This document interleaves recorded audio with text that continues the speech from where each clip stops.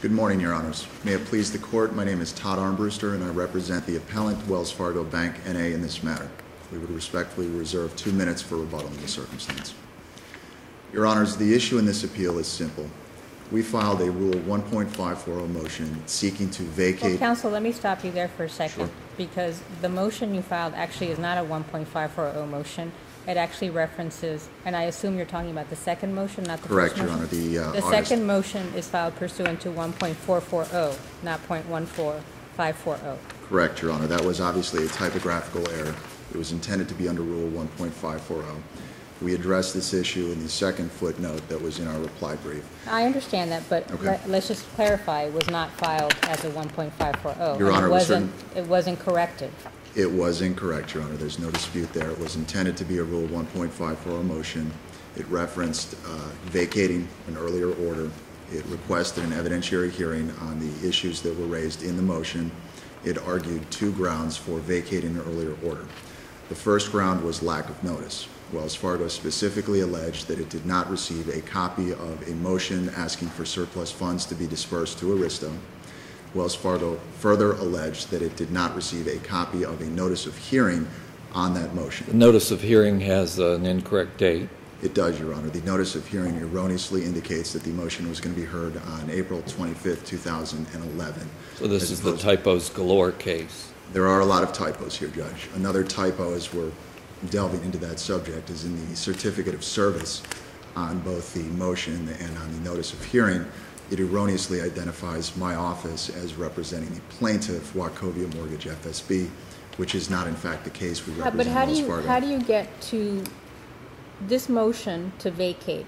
Let's assume it was done under 1.540. Gets filed in August, correct? Correct. But you have, prior to that, you have another motion filed.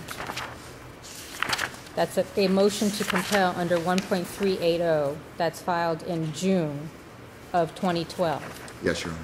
That argues, in essence, it's the identical motion. It's just You're referring to the renamed something successive else. motion argument that was made? I mean, I don't even understand what 1.380 motion to compel is. It was clearly incorrect. That's for discovery sanctions. There's no question, Your Honor. I'm not disputing that the motion was facially incorrect. It should not have been brought under that rule.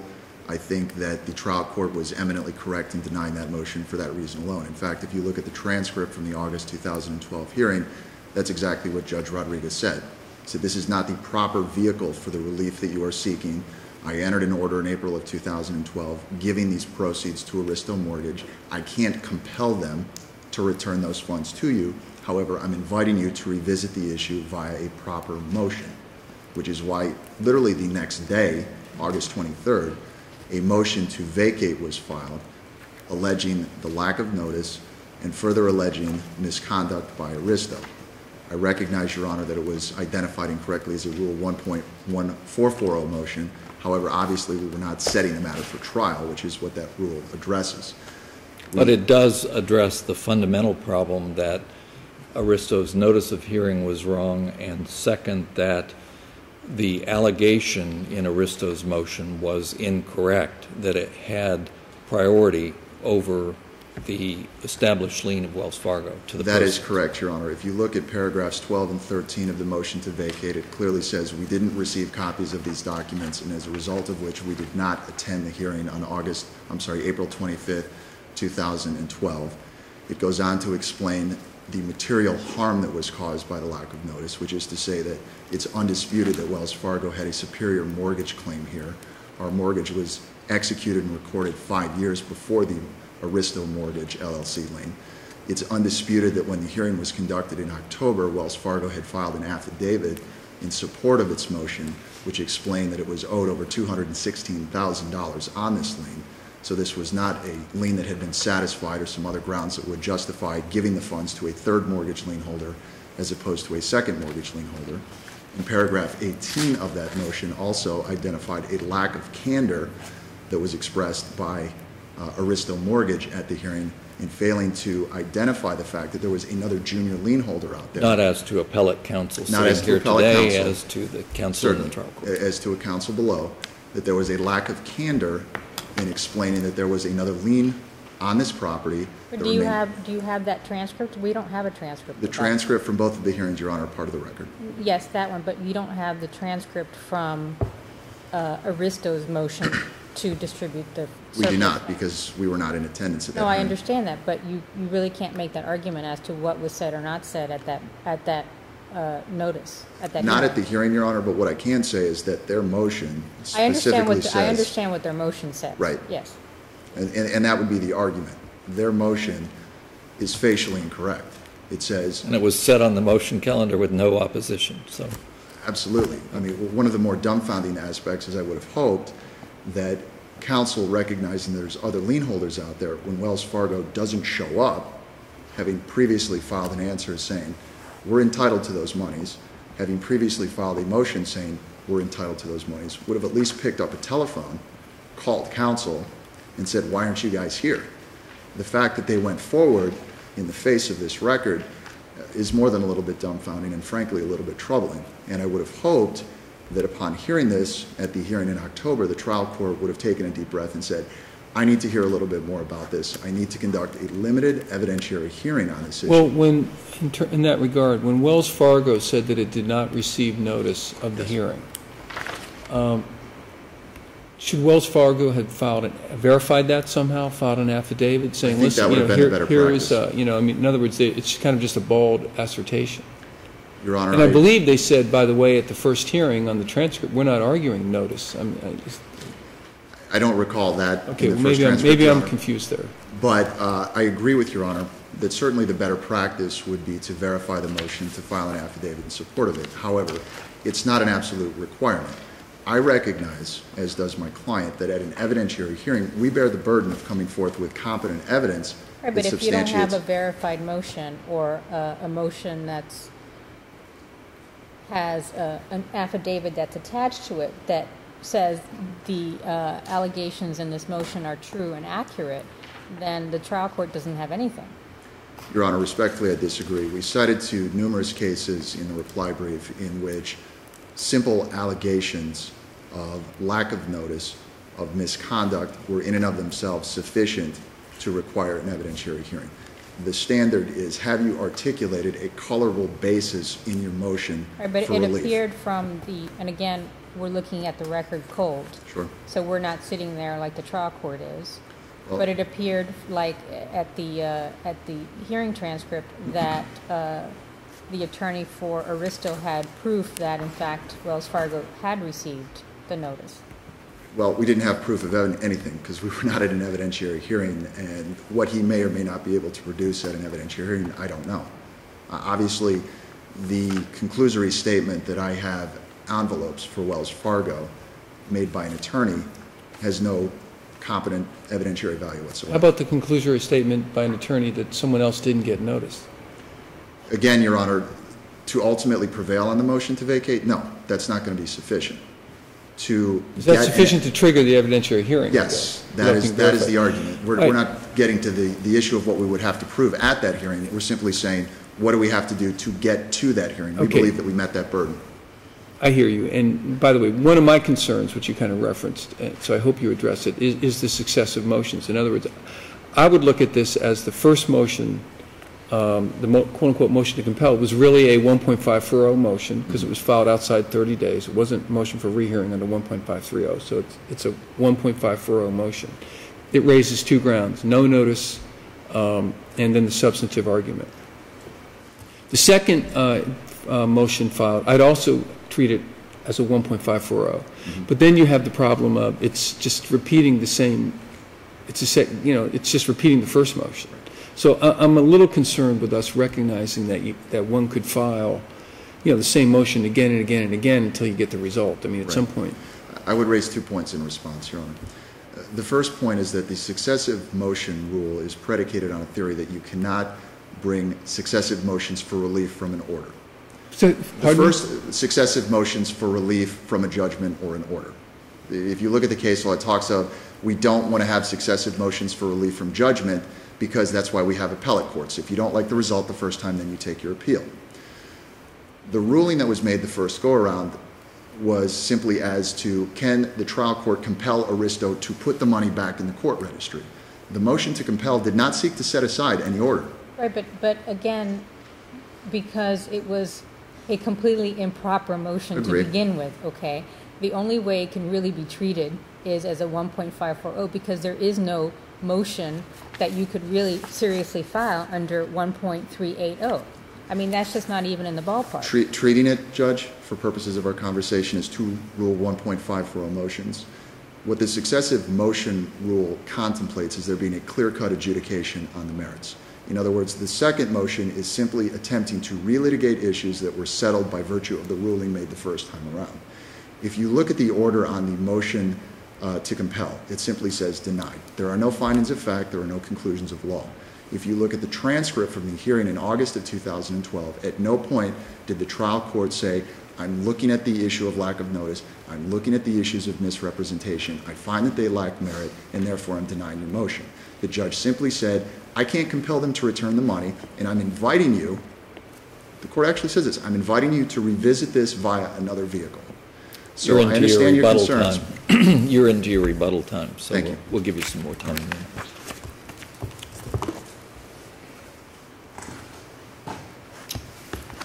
Good morning. Good morning. I would like to go through the sum and substance of that first motion, which, albeit that it's labeled as a 1.380 motion, was really a 1.540 motion.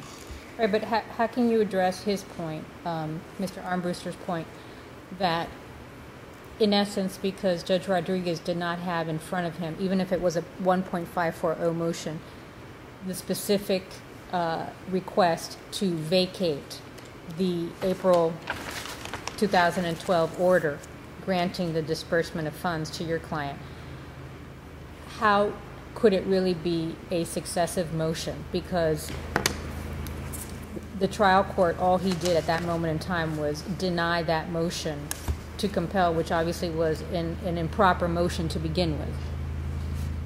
When you look at the request at the end of the motion, this is what it says. This is motion 1. Wherefore, Wells Fargo requests this court enter an order compelling Aristo to immediately return and disperse excess proceeds in this cause to defendant Wells Fargo. That's the sum and substance of what they're looking for. They're saying, take that order, set it aside, give us the money. Or motion 2 says, wherefore defendant Wells Fargo respectfully requests this court enter an order vacating the April 25 order granting defendant Aristo mortgage use of the funds, along with, and et cetera, which is really the same substance, the same objective. Well, recognizing you didn't have anything to do with these two facts, you Now, agree that the notice of hearing was incorrect, right? I wouldn't surrender on that point. Wouldn't The calendar date is a common, that when you date it 11, 12, 13, I'm still dating my checks sometimes 2012, and even my time slips are. Okay, how about the representation that the lien is senior? The lien is senior, that may very well be. But then we must go on the strict procedure. Well, could they then sue your client then for recovery now? Assuming that we were to affirm, could your client be sued now for recovery of those Misrepresentation monies? and a pleading? I don't think misrepresentation would work. I would not go so far as I went. Remember, the Moses McFarland decision really overrode concepts of res judicata and the like. I don't know the answer to that because every once in a while I go back and read Moses versus McFarland, which is that old case establishing unjust And with enrichment. video rolling, it's probably best that you not concede that particular question. But do you agree that the representation in the pleading is incorrect in your client's motion, that its lien is superior to others, to the others? That's wrong, is it not? Of course it Okay. is. I'm going to. But Well, this is what happens. Could they not sue your client for unjust enrichment or any other potential claim? That's what I was saying. Equitable claim? Moses versus McFarland is the granddaddy of all unjust No, enrichment. I understand that, but that's my point, which is even if we were to affirm, this is not the last stop. It may be, and then we have other elements that we throw into the pot regarding Moses versus McFarland.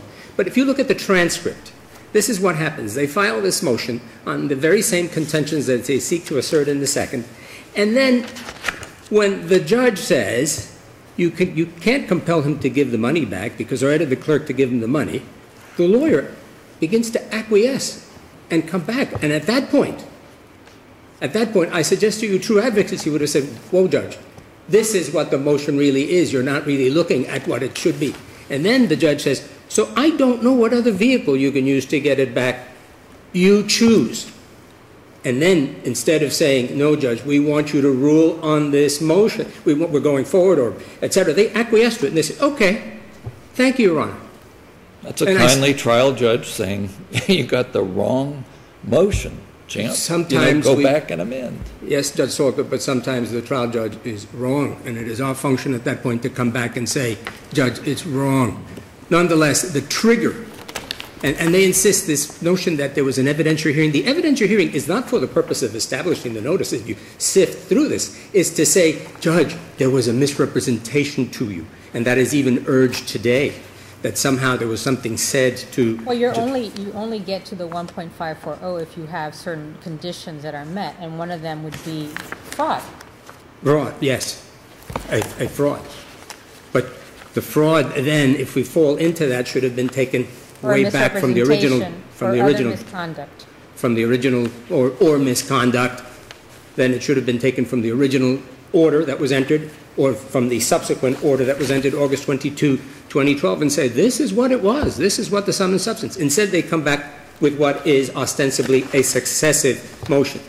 I pointed out in the brief this concept under the Purcell versus Deliman decision from the 4th DCA that you have a duty, so to speak, to raise matters. And if you don't raise them in a motion, then you can't come back, because the concept is its action would have been affirmed because the grounds raised in the second motion were raised or could have been raised in the motion. That's what they should have done in the first one. You can't come back on successive motions. It's a procedural matter, but jurisdictional concepts visit this, and we have to have some degree of predictability. I suggest to you that it is best if you affirm it. Even if you go into this, and this is what Judge Loeb was alluding to, on page 127 of their appendix, and this is at the second hearing, when they talk about the lack of notice, they say, well, no, first of all, it doesn't even matter if we were or not. It doesn't matter we were not at the hearing, whether or not we were provided notice. That's secondary. They had a duty to come forward, and they come back to the same thing. It's a matter of substance. But the matter of substance should have been addressed in an appeal taken from the original order. And that's why procedurally there is a bar right now. They may have other remedies. I'll leave it up to them. They're creative lawyers, and maybe they can figure it out. But at the first hearing, I said very little because you capture what's happening, and you say, well, let's see where this goes. I ask you to affirm this because it would be consonant, and it would be consonant with Judge Loeb's recent teaching in the Balmoral versus Grimaldi decision handed down a couple of weeks ago. Thank you. Rebuttal? Your Honors, I just want to briefly touch again on the successive motion rule theory that's been really the whole basis for the opposition of the relief that we're seeking. The successive motion rule is only applicable when there has been a clear-cut adjudication on the merits of the issues that were raised in the first motion.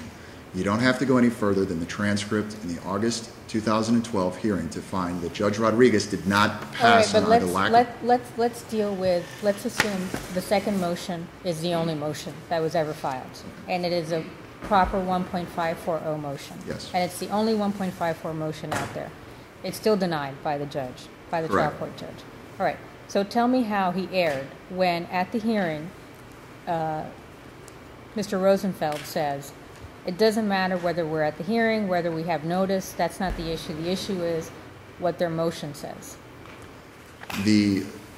What counsel is referring to there, Judge, is the concept that the funds were wrongfully given to them based upon misrepresentations. What he's saying, but the trial court says, you don't know what he told me. I don't even know what he told me because, that happened a long time ago. Right. But the question I have is, how did the trial court then err? Because what's the standard that we would be under if this was a first-time 1.54 The standard motion. is simply, does the motion articulate a colorable basis for relief under Rule 1.54? Now, what is our standard?